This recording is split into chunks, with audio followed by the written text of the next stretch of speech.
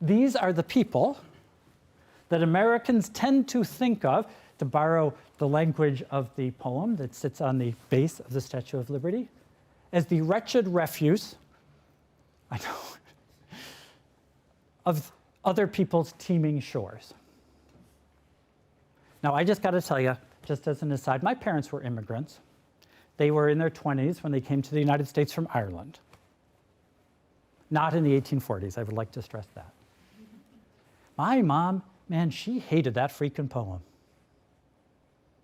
I am not anyone's wretched refuse. What do they mean? It's an insult.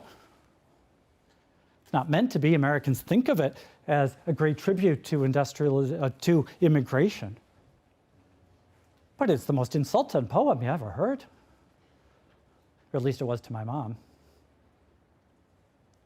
And the fact is that yes, some of the immigration that came to the United States in the late 19th and early 20th century were in fact poor people.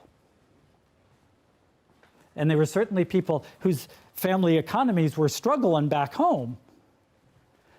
But, and this is a part of immigration history that Americans also don't get in their classes very often, most immigrants from the periphery of Europe, from Italy, from Greece, from Russia, they didn't come to the United States.